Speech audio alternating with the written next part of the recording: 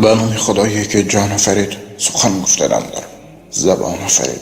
اما بعد، السلام علیکم و رحمت الله تعالی و برکاته. پدران و مادران اهل قدر و برادران و خواهران اهل اسلام، بنده با عرض و خواهش یکچند برادران و خواهران امروز برای شما درباره عائله باز یکچند سخنهای نقل می‌نمایم و در این نقل البته با واسطه یکچند حکایت ها از روزگار پیامبر کل مؤمنان محمد مصطفی صلی الله علیه و سلم نقل می‌نمایم. و الهی اگر در وقت گفتن این نقل اگر به خطاگی راه دهم، الله تبارک و تعالی مرا مغفرت کند و از همه شمایان معذرت میخواهم و ناگفته نماند که مقصد یگانه بنده این مستحکم نمودن این جامعه، یعنی البته این تنها از دست من نمی آید. وقتی شما اون حدیث و اون آیت های قرآنی که میشنوین، از درگاه الهی دعا داریم که الهی به خود یک درس گرفته عائله خود را دوست دارین و با هم دیگر مهر و عاقبت و یکدیگر فهمی را مستحکم کنین. زیرا در این روز و زمانه بسیار شدن بعضی از شخصانی که یک عائله آباد و خرسند را با هر خیل سبب ها ویران میکند. یکی با پوسه تلفن و دیگری با سحر و جادو و دیگری با یک نوع دیگر. ای زن و ای مردی که به یک عائله حسود خورده اونها را ویران میکنی، در خاطر دار عائله این سرچشمه بی‌بهای زندگی است. عائله این نعمت بی‌بهای الله تبارک و تعالی است که با سنت نکاح او را بسته می شود و نکاح این یک نعمت بی‌بها است. و ای برادر و ای خواهری که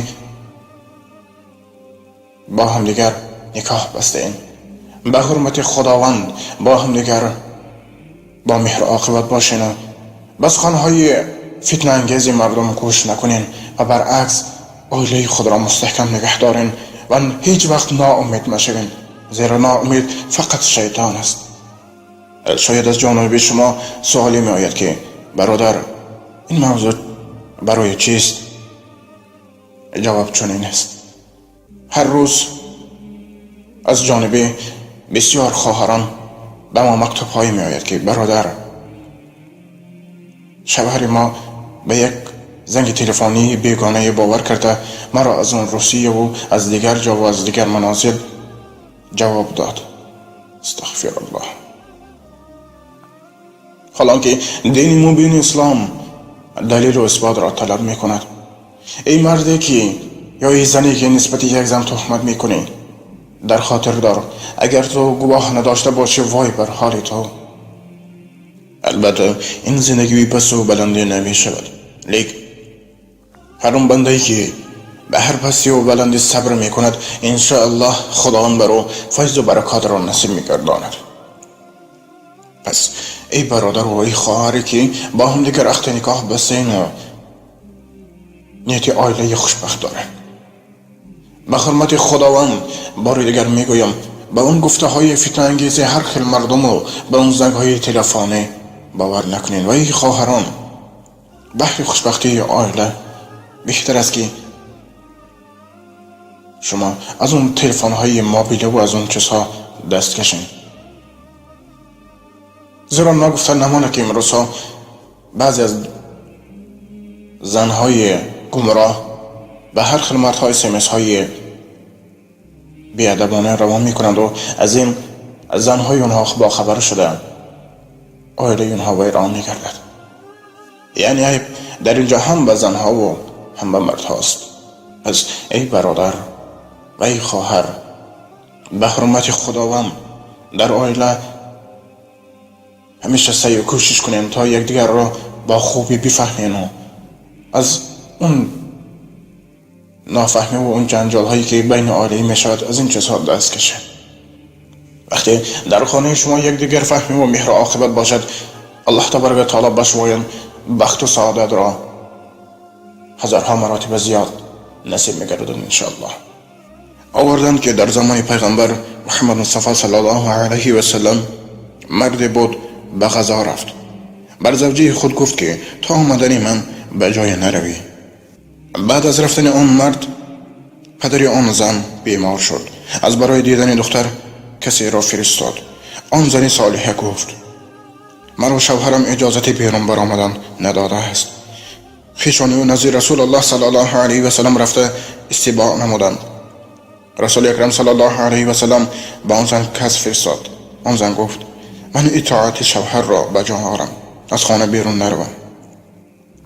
پس پدر آن زن فلتید. کس آمد نرفت تا وقتی که شوهرش نآمد از خانه نبرآمد.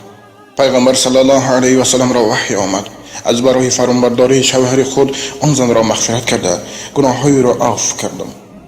یعنی هر زنی که موافق گفته های شوهر خود کار میکند، یعنی از گفته و بیرون نمی رود، انشاءالله الله تبارک و تعالی هر گناهی او را مغفرت کرده داخل جنتش میگرداند. پس ای برادران و ای خواهران اهل اسلامی که خود را بنده الله تبارک و تعالی و مؤمن و مسلمان میحسابین، به حرمت خداوند یکدیگر را دوست دارین و بهر تربیت فرزندان خود سعی و کوشش کنین.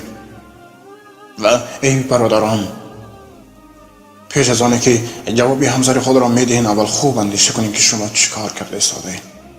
زیرا رسول اکرم صلی الله علیه و سلم گفتند ابغض الحلال لله الطلاق، یعنی طلاق این حلال است لیکن بدترین حلال ها در نزد خداوند. وقتی یک مرد همسر خدا را طلاق میدهد عرش خداوند میلرزد. پس به حرمت خداوند به اون جوابدهی ها و به اون طلاق هایی که خود نمیدانین تا چند اندازه گناه دارد دست نزنین و عائله خود را مستحکم نگه دارین.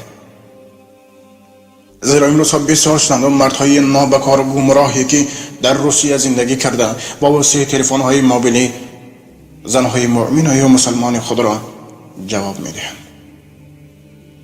ای مرد تو آگاه باش که بهر مال دنیا و سر و سلطت دو روزه خود به این گناه عظیم دست دی، وای بر حال تو.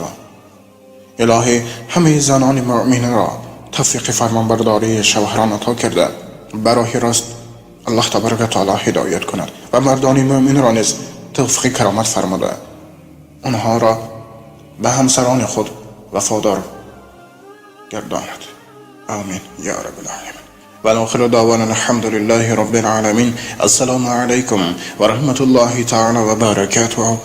با احترام دوست و برادر شما امید رحمت. و ناگفته نماند که اگر در وقتی گفتن این نقل کوتاه اگر نسبت شما یک سخن خطایی گفته باشم عذر میخواهم، لیکن مقصد یگانه بنده این است که جامعه امروزه ما و شما مستحکم باشد، البته با یاری شمایان. زیرا امروز ها بسیار شدن بعضی از جوانانی که به هر خیل فتنه ها و به هر خیل کارهای خطا دست زدن آخر پشیمان شده ایستادن.